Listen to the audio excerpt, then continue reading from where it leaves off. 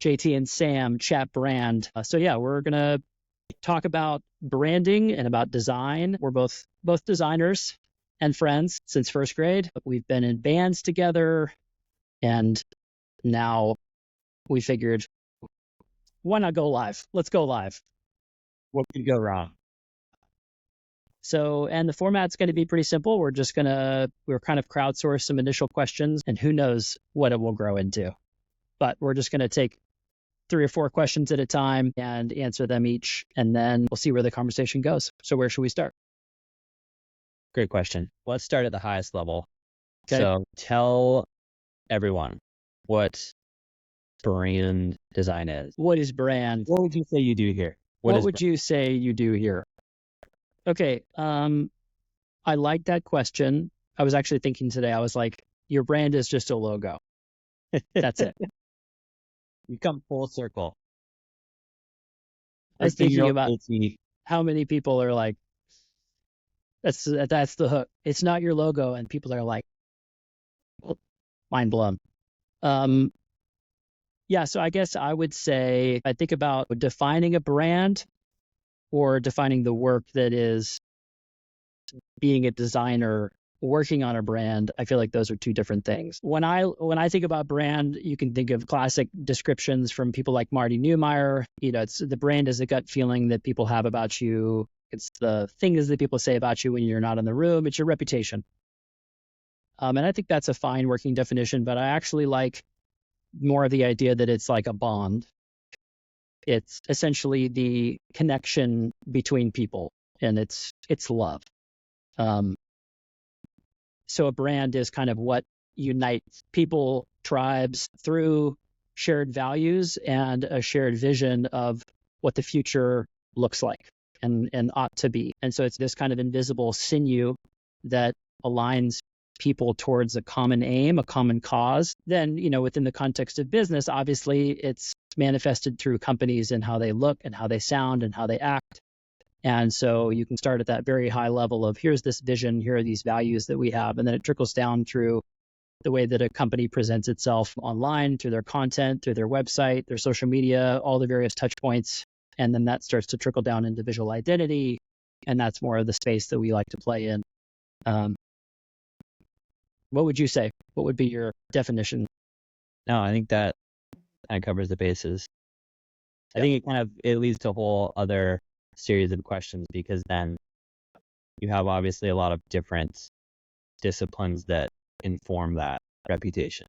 Where you've got like marketing firms and there's the whole internal side of it. But as far as like obviously you're not doing all of that. No.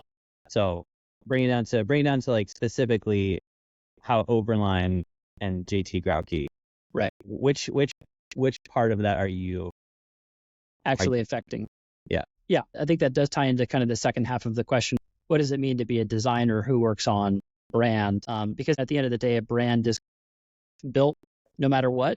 It's not whether you have a brand, it's what brand you have. Some sort of future will be inevitable. And if you aim at nothing, you'll hit it every time. Like I see my role and I see Overline's role. Our job is to come in and essentially be a shepherd to founders and to visionaries and be a mirror and be a reflection of what it is that they're saying. We have to ask them all the questions to spill that vision out onto the page.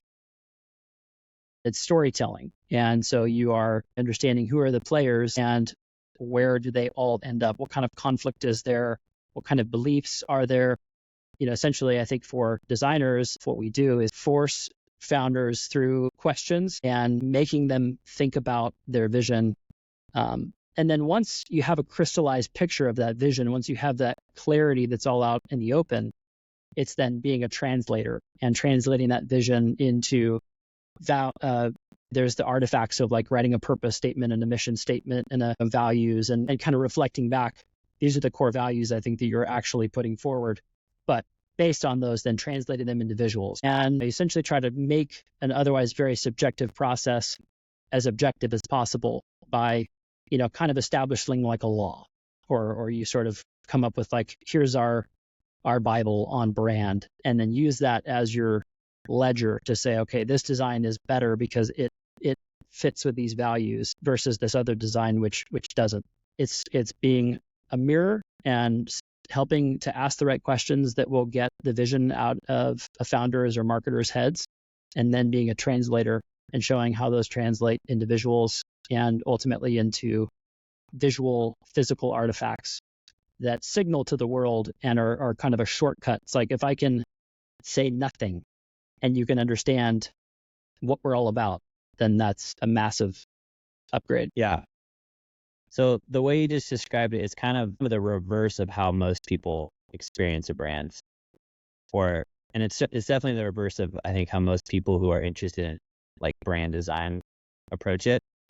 Because for the world, you encounter the visuals first, and then ideally those lead you to kind of consider like all the thought and ideology and flavor behind them. Right. It's like you encounter the shoe or you encounter the drink or you see the website, and then everything you started with that comes later. So let's say you're going to like coach a young designer. Like, where do they start? I know for myself, I really benefited from developing self-awareness through things like the Berkman and having an understanding of kind of not just a personality test, not like Myers-Briggs or things like that, but like an actual more of a career aptitude and more of an understanding of your gifts. So Berkman, as of late, Colby has been super beneficial. Clifton Strengths Finder would be another one. What am I naturally good at? And then how do I work on my strengths? And so you might find that you're more, and most likely you're going to be a technician and you're going to be somebody who needs to work on the craft of design. Like you have to start at the very end of here's what the final presentation actually looks like. I know for me, I started by downloading HTML5 templates off of ThemeForest or Envato. I started basically by taking someone else's work and then just like tweaking it. And this was mostly in code, and I was trying to just make websites, and I needed to make a website for my acting portfolio. I was getting my BFA in theater and I needed an acting portfolio, and I decided I should put this online. And so I went online and I found a template and I downloaded it, and sure enough, 20 years went by. So I think that, you're going to have these moments where things happen that will be a signal to you that you're good at something, or you might have a specific leaning and a gifting, and you have to lean into that and then practice and, steal like an artist, take other, work that has been done and reverse engineer it. I think that's essentially what it boils down to, is that you have to try everything and then see what sticks. And most likely it's going to be at the lowest level in terms of design, pushing pixels. And I think that you have to find something that engulfs your focus and makes it so that you're losing track of time. And I think that's a really good sign that you've hit on something that you can really go deep on and develop a great level of mastery around. What about you? What was like something that you found where you latched onto something? I think the first thing that got my attention it was more the concept of like looking around the world and the realization that pretty much everything I was looking at was design. Yeah. That like someone had made decisions about everything, Yeah. about like the road signage, about, the badge on the back of the car, which it was kind of this like, it felt like this realization that you were being let in on this secret society that kind of floated under everyone's radar, but that was like touching everything. Did you ever read The Design of Everyday Things? No. You should read that. Really you shouldn't. It's too late. You missed your chance. It's too late. No, but yeah, it's Don Norman. And I remember reading that book when I was doing UI UX stuff at MZ, and I was like, what? Doors are designed? But that's like one of the examples in the book is like, the whole notion of affordances is a very common thing in UI design. And And it just sort of like unpacks like, here's a door. And if you put a handle on it, that means pull.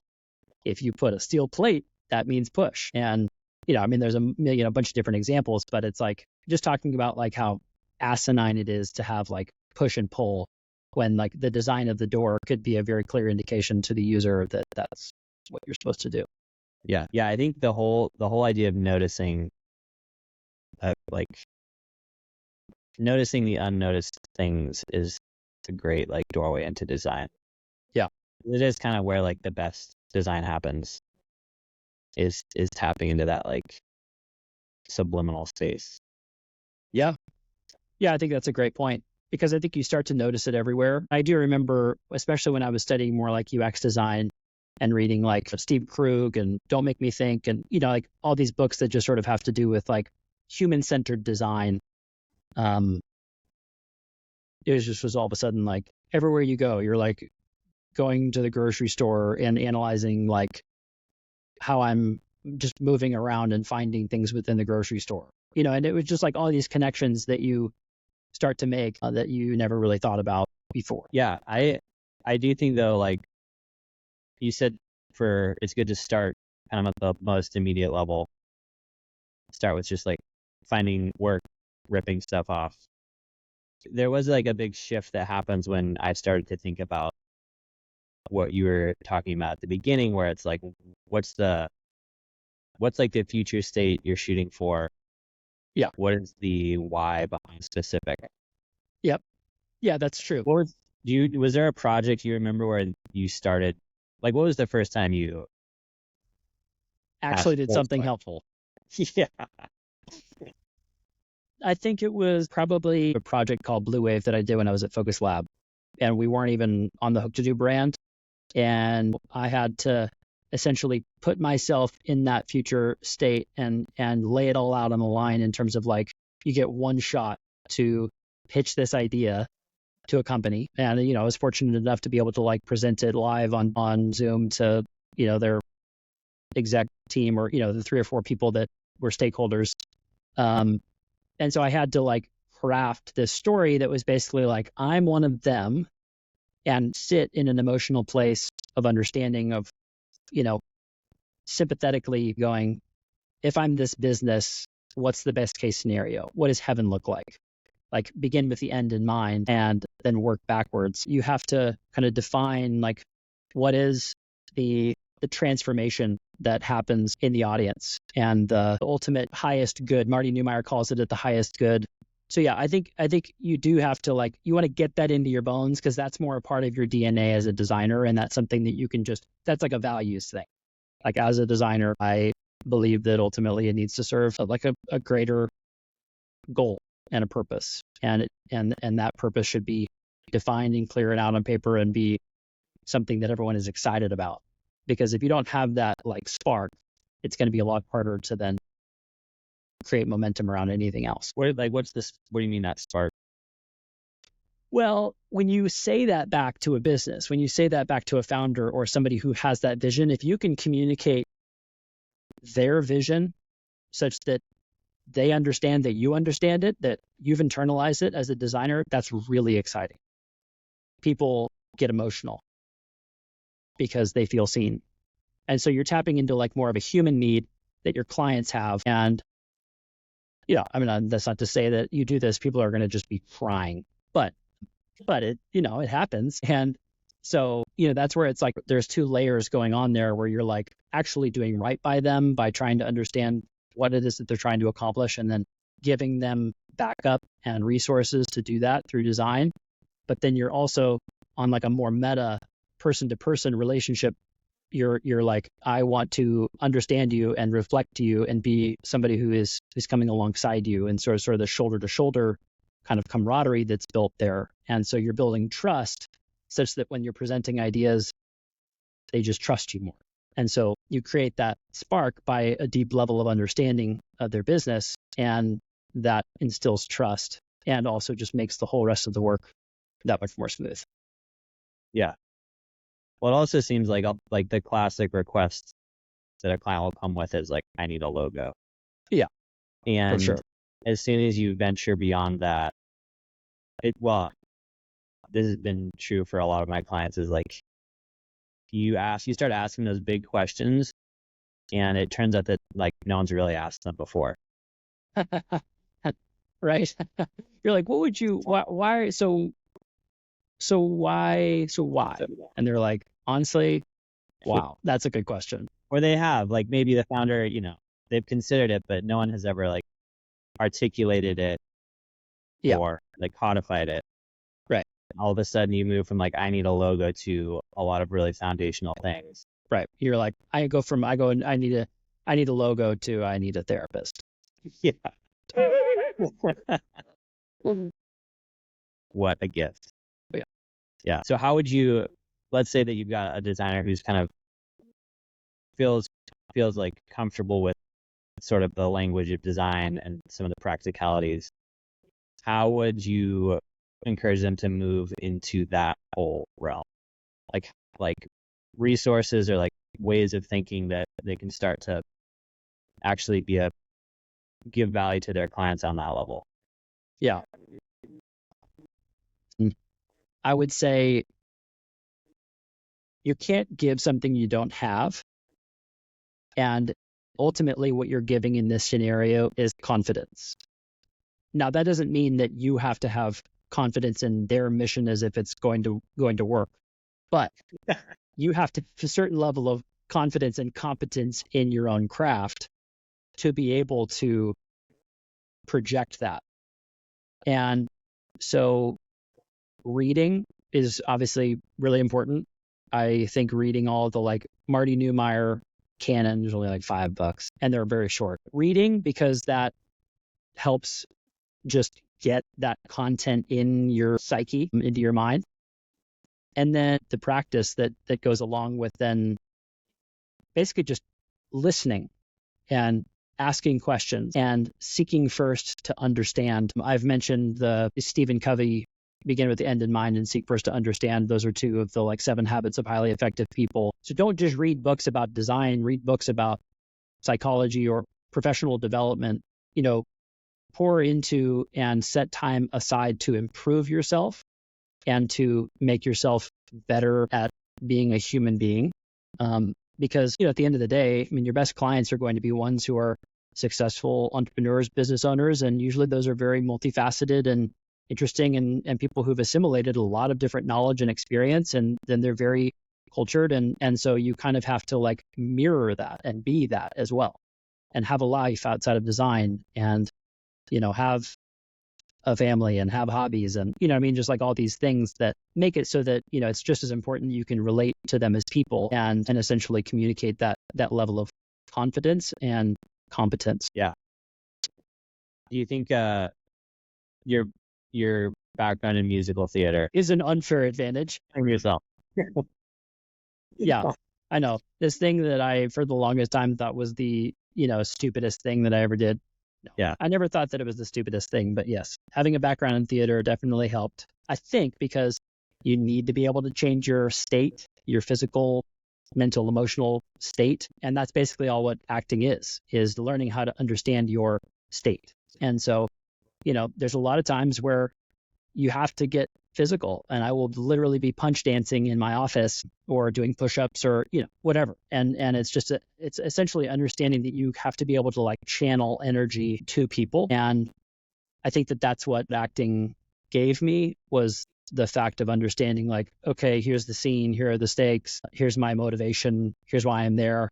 And then you basically just try to summon up all the energy to be able to like be super focused in that moment.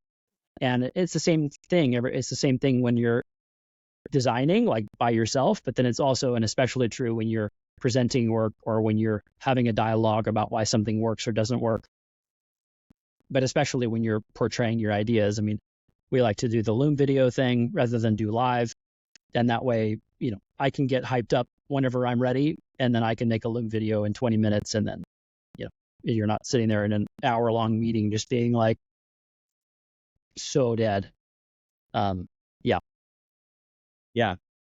I can see like just being in like Zoom meetings with you or watching you present work. I feel like I see I see like I'm that. being fake. No, it's not. There's nothing like fake about it. It's like I guess the craft of performance comes out. Yeah. You know, Yeah. No, it's, especially like you're literally making movies. I Uh, mean, yeah, maybe not cinematic, but yeah, there is definitely a sense in which it's like, my stage now. Um, then yeah, it's a good outlet. yeah. Parting thoughts. I think that something that I benefit or something that I realized later on, it all made sense. Nothing was for naught. And so having that sense of like faith that whatever it is that you're doing right now, and especially if it's hard or if you feel like you're bumping up against a wall and something is challenging, that's really good. That means that you're learning and that means that you're growing. And so in some ways you always want to be pushing and finding the bounds of your comfort zone and be seeking to put yourself in situations where you're, doing something that you haven't done before and being willing to fail at it. Just leaning into those soft skills and show up on time, do what you say we're going to do, and be honest, take responsibility, and it'll all work out. Amen. Ship it. All right, let's end it.